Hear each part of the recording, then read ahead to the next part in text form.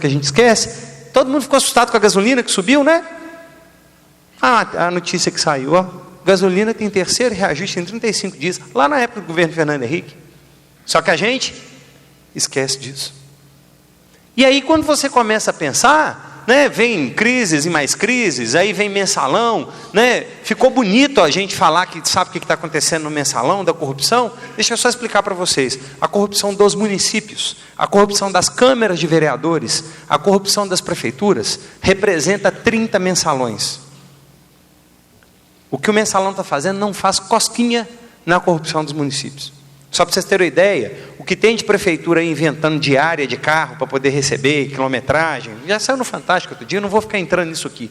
Mas a gente fica parecendo que o problema todo é a Petrobras, e não tem nada a ver com isso. A grande questão toda é que é o Brasil e as crises, uma história de amor. Por que eu coloquei uma história de amor? Porque eu fui fazer um levantamento de época de PIB baixo, e desde 1981 até agora, somaram nada mais, nada menos do que 12 períodos em que nós tivemos PIBinho, ou retração. Ou seja, isso sempre esteve entre nós. Só que nos últimos anos a gente pensou que a gente era ileso. Tipo assim, isso não vai acontecer comigo. E a gente achou que a gente podia seguir a vida gastando, né? Fingir que não estava acontecendo nada com a gente. O problema todo é o seguinte: quando vocês levantaram hoje cedo, como é que estava o tempo? Espera aí, não estou ouvindo. Estava frio? Frio. Mas como é que é o clima do Brasil? Engraçado, o clima do Brasil é tropical, é quente, mas o tempo estava frio. Se a gente fizer uma analogia entre o clima e o tempo, a gente começa a entender que todas as vezes que a gente olha para a história, porque a internet hoje é maravilhosa, é só você ir lá e perguntar, ela te mostra, mas a gente não acha tempo para poder sentar e pensar, né? Não é surpresa para ninguém, eu falo aí que muitos sabem que além da Formatar, eu tenho além da sociedade na Formatar, eu sou dono de uma loja de varejo, e eu falo muito com o meu sócio, quando ele vem reclamar, que está ruim, que está não sei o quê, eu falo para ele assim: está acontecendo alguma coisa que a gente não sabia? Ele: não. Quanto que a gente já vendeu a mais em relação ao período? Vendeu a mais. Então o que você está reclamando? Ele falou: está todo mundo reclamando, tem que reclamar, né? E aí, a gente vive um momento de enfesamento, né? O Tim conseguiu enfesar todo mundo aqui agora com a tia, né? A gente vai sair daqui enfesado, e o problema é que não tem banheiro para desenfesar todo mundo ali fora, porque enfesado é cheio de cocô, a gente fica estragado, e quando você está enfesado, você não consegue pensar, você só fica pensando no sujeito que levou seu dinheiro, que é isso, que é aquilo. Mas na hora que você vai olhar para o seu negócio, como é que você tem planejado o seu negócio? Como clima ou como tempo? Na hora que você começa a prestar atenção nesses gráficos aqui, né, mostrando isso aqui, ó, olha aqui a curva do PIB, ó, zero. Quantas vezes nós esbarramos nesse período? Quando a gente começa a olhar isso, eu faço a pergunta para vocês. O Elton já deu uma deixa falando o seguinte: em qual capital que a Dilma resolveu investir para poder injetar dinheiro na economia? Foi no capital produtivo ou no capital especulativo? Quando você bota juros atrativos para o dinheiro vir de fora, que capital que é esse? Especulativo, não é isso? Enquanto a China estava fazendo um aeroporto do lado do outro, para quando um enchesse, o outro já estivesse pronto, enquanto a China está fazendo estrada para ligar nada a lugar nenhum, para quando precisar a estrada já está lá, nós não investimos aonde? Em estradas, em aeroportos. A gente preferiu investir em pagamento de juros e capital especulativo, não foi isso? A culpa é da Dilma? Então eu vou fazer uma pergunta para vocês. Na época da vaca gorda, quando o Brasil estava bombando, pibão, você preferiu botar o seu dinheiro no seu negócio, investindo em produção, em máquina, em equipamento? Ou você comprou apartamento na planta, comprou imóvel e também botou dinheiro no capital especulativo? O que você fez? Não culpa a Dilma, não. Não culpa a mulher, não. Sabe por quê? Tudo lá é reflexo nosso. Só que em 2008, imóvel estava aquecido. O sujeito comprou, precisava de dinheiro e ia lá e vendia. Agora não está vendendo. Nem fazendo macumba, chamando o Exu. Não vende. Aí sabe o que acontece? Não vou vender barato, porque eu paguei 220, valia 300, mas agora estão me oferecendo 200, não vendo. Mas também não tem dinheiro para investir no meu negócio. Nós também fizemos a mesma coisa. Nós não investimos. Enquanto a China vai investir 10 vezes na sua economia, nós investimos pouco. E agora a China está vindo investir aonde? Aqui, fazendo estrada de ferro, não é isso? Mas e nós no nosso negócio?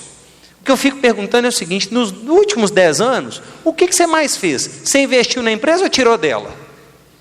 Não precisa responder não, tá? Vou preservar a identidade, né?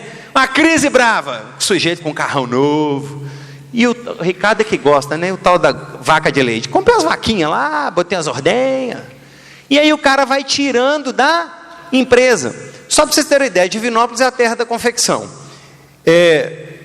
Talvez a última revolução tecnológica, o Rafa vai falar daqui a pouco sobre inovação.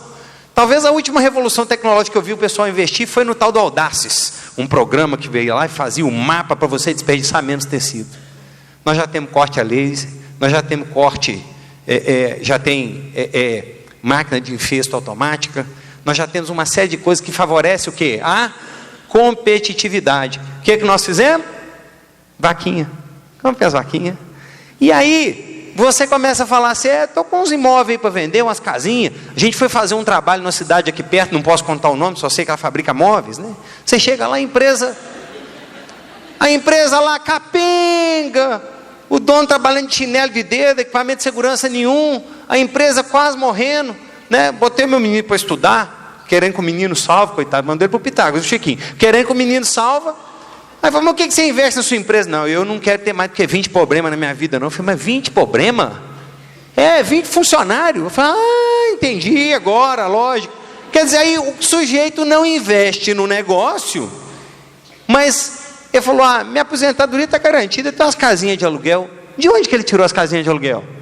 Do negócio dele. Ou seja, nós viemos a cada tempo desinvestindo no nosso negócio, tal qual o Brasil nele mesmo, né? E aí, e você na pessoa física, nos últimos 10 anos, o que você mais fez? Investiu em você? Foi estudar? Foi fazer curso fora? Foi melhorar a sua competitividade? Ou foi fazer alterocopismo? Né? O tempo tá bom, vamos viajar, vamos dividir lá de 10 vezes, 20 vezes, não é isso? E aí foi lá, muita gente foi para Las Vegas, gente que nunca foi para Las Vegas, estava em Las Vegas jogando, aí botava no Facebook, em Las Vegas, né, cara? E aí na hora que vai ver, porque a economia estava boa, a economia estava tão boa, que um sujeito ruim de serviço, daqueles tapados, assim, que anda, a parte de tartaruga, chegava e falava assim: quer pedir minhas contas que eu recebi minha proposta para ganhar 50% mais. A gente pensava: quem que é o doido para te pagar? Mas estava faltando gente, e aí estava faltando gente, o que acontecia? Você pagava, não era pela competência não, é para não ficar desguarnecido, né? Aí você tinha pelo menos um zumbi lá. O que é aquilo? É um zumbi. Não tem telefone direito não, mas pelo menos está lá e ganhando 1,5 salário. E ele ainda te ameaçava ir embora. E aí você pensa, isso se sustenta? No seminário, quando a gente falou, Chiquinho, você lembrou bem, né? Aliás, que retrospectiva, muito obrigado. Quando a gente foi falar de Brasil, remuneração e qualificação, os desafios de um país em crescimento, até quando ia durar a gente pagar a pessoa o dobro para fazer a mesma coisa? Você paga mais para o sujeito fazer a mais, mas a gente estava pagando o dobro para fazer a mesma coisa. Aí sabe o que acontece? O mercado começa a cair, já está aparecendo faxineira, né? Já está aparecendo gente para trabalhar pelo salário justo, porque realmente não dá, e o sujeito não investiu. Então sabe o que acontece? Para onde foram os investimentos na época das vacas gordas, né? Já viu para onde vai, né? É desse jeito. Essa aqui é a empresa e chegou o empresário, né? Para o carro na garagem, vaga especial. E aí então, não podia dar nada, né? Então, pessoal, uma coisa que é importante dizer: onde existir pessoas, vão existir crises, porque as pessoas são inconstantes e ninguém acerta sempre. Do mesmo jeito que a gente erra no nosso negócio, do mesmo jeito que a gente compra um estoque errado numa coleção errada, os governantes também erram. Não estou aqui defendendo, né? Só que a margem de manobra de uma economia grande, ela é pesada. E onde não houver investimento, vai haver crise. Isso é uma verdade que a gente tem que levar.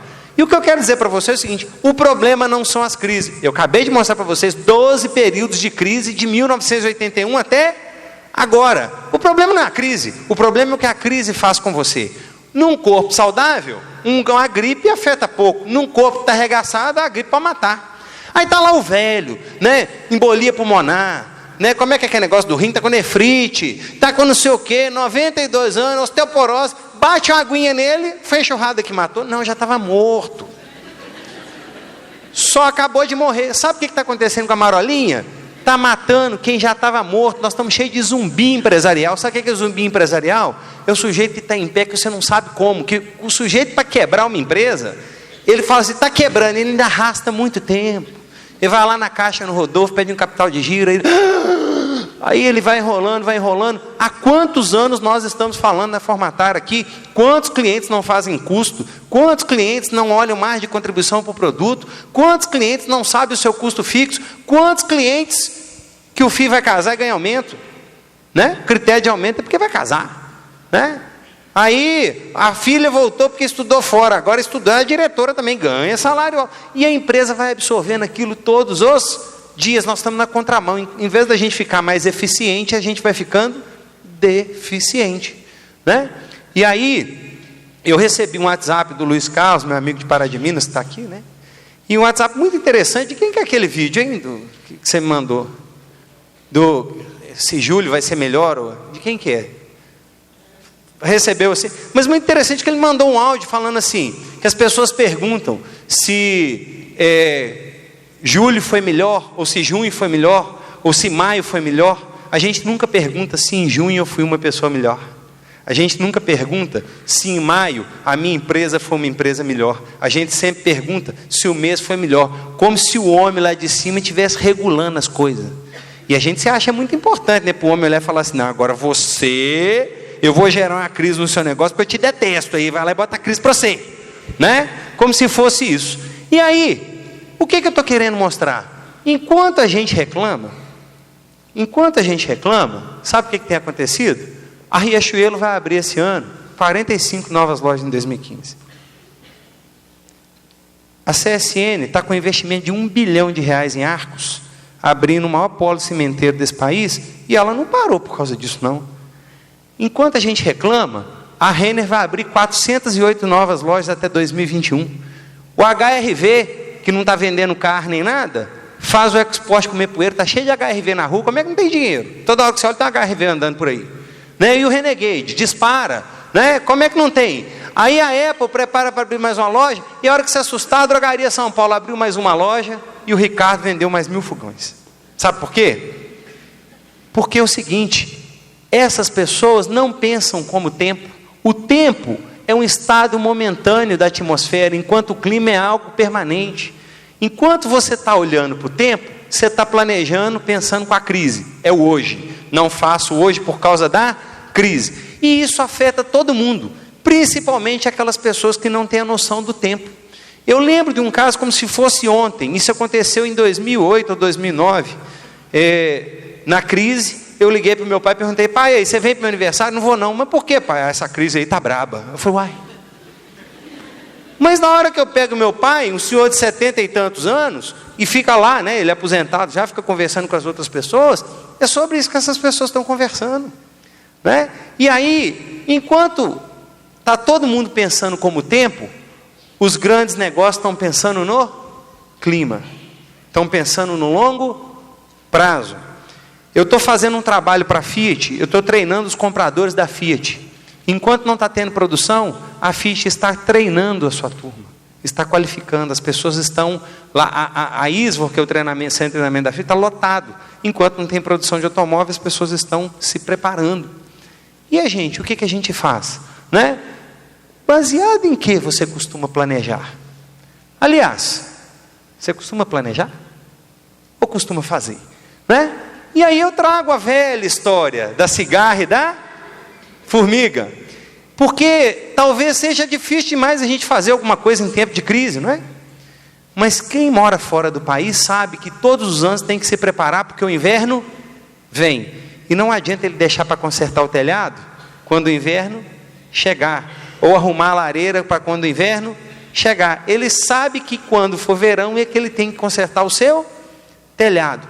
Nós estamos empurrando tanto com a barriga algumas coisas que a gente precisa de fazer, que na hora que chegar e o país voltar a crescer, nós não vamos estar preparados. Mas como o país voltar a crescer, Marcos? Simples, porque é o seguinte, depois de todo período de crise, nós tivemos crescimento. Crise em 1981, olha o nosso PIB em 1985. Crise em 1990, olha o nosso PIB em 93, 94. Crise em 98, olha o nosso PIB em 2000. Crise em 2009, olha o nosso PIB em 2010. Alguém tem dúvida que nós vamos voltar a crescer? Por um motivo muito simples. Simples o motivo. Tem um monte de gente que nem devia estar em pé, que está começando a cair. Vai sobrar mercado para os que estiverem mais preparados, para os corpos, não para os corpos bombados, viu, Elton? Mas para os corpos mais saudáveis, aqueles corpos que estão pensando lá na frente, independentemente do estado que nós estamos vivendo agora, porque para o tempo a gente bota uma blusa. Agora, se eu for morar lá fora, eu vou preparar minha casa, porque aí o clima ele é totalmente diferente. Espero poder ter ajudado a vocês a compreender uma reflexão. Eu chamo agora o Rafa, né? Aliás, eu preciso de apresentar o Rafa. Rafa, por favor, chega para cá.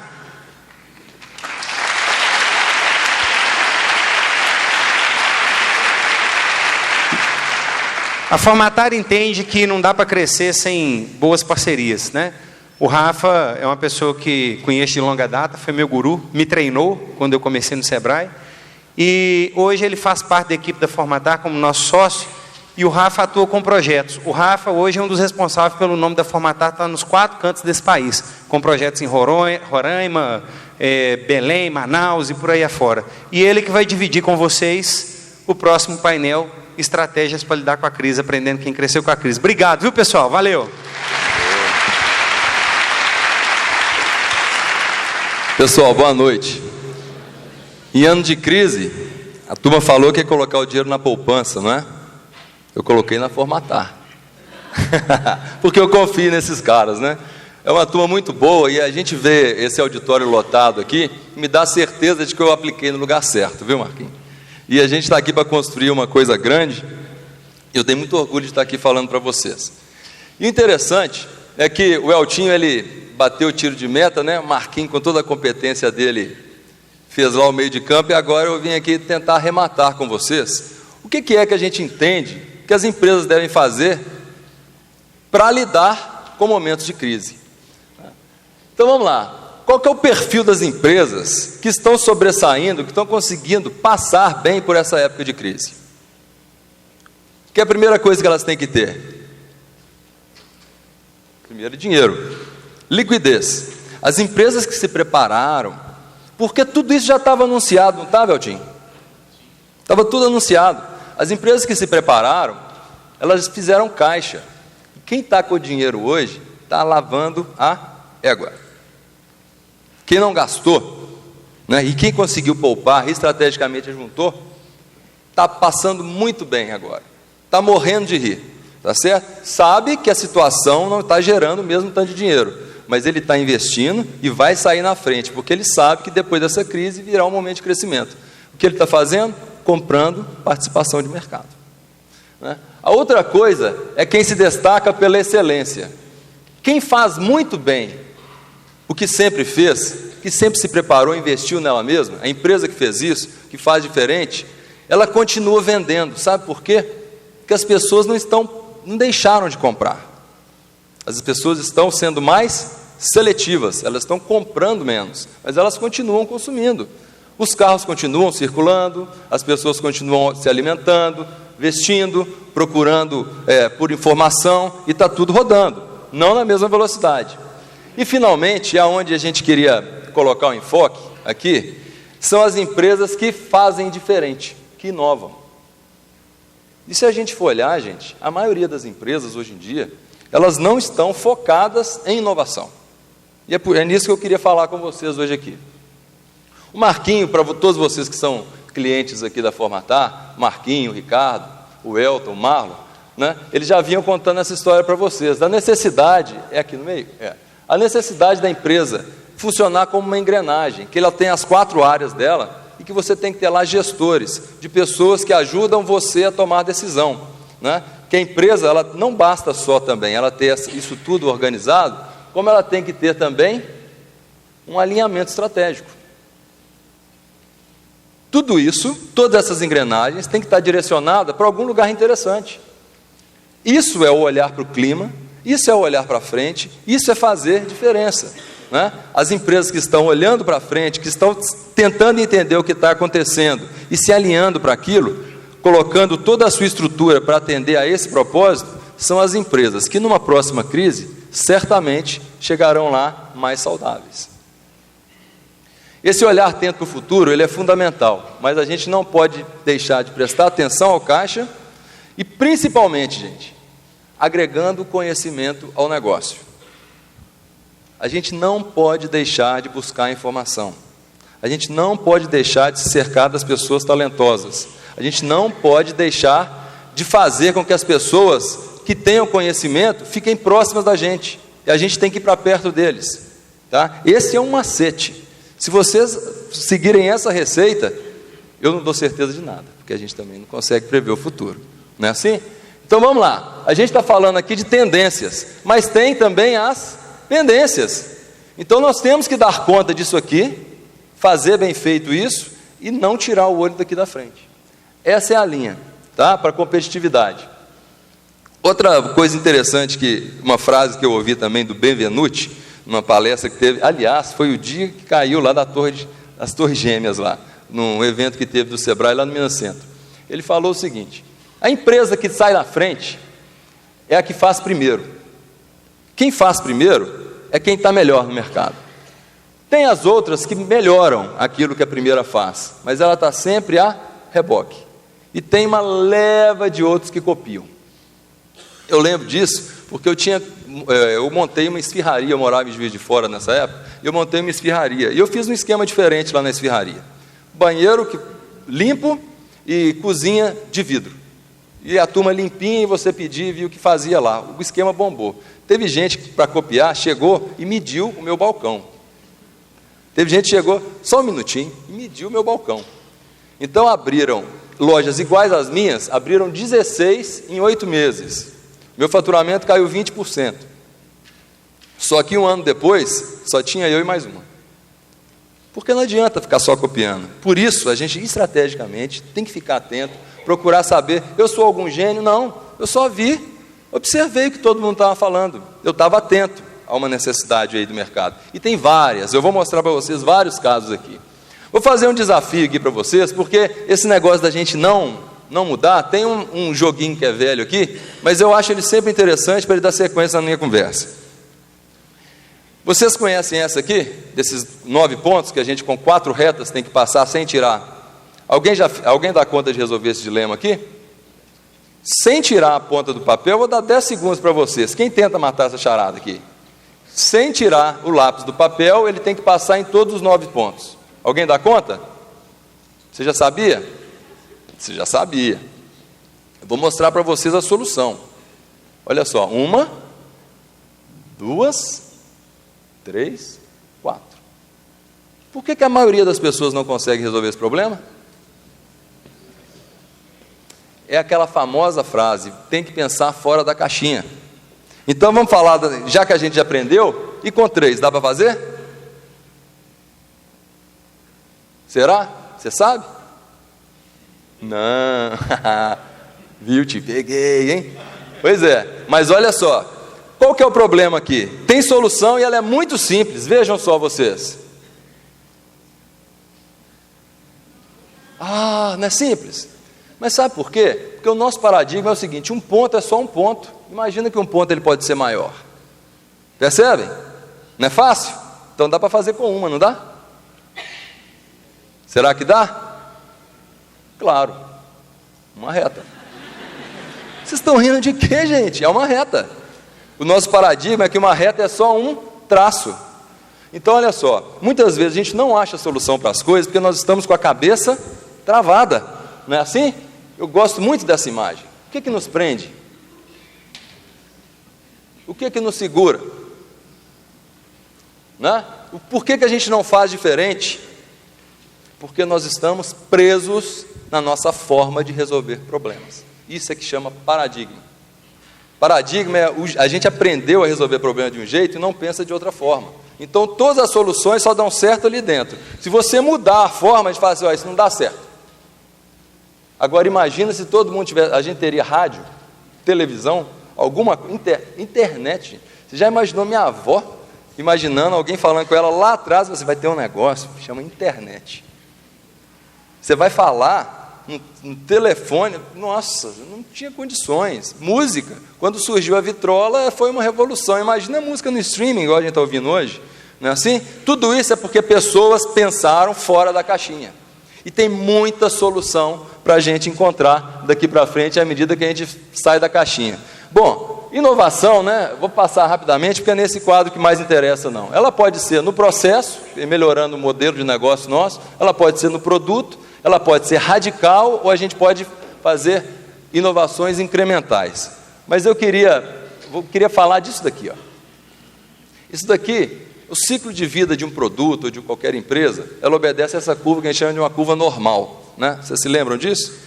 Quando eu aprendi, eu achei que eu nunca fosse falar disso aqui. Gente, eu estou falando, uma curva normal, olha que bacana.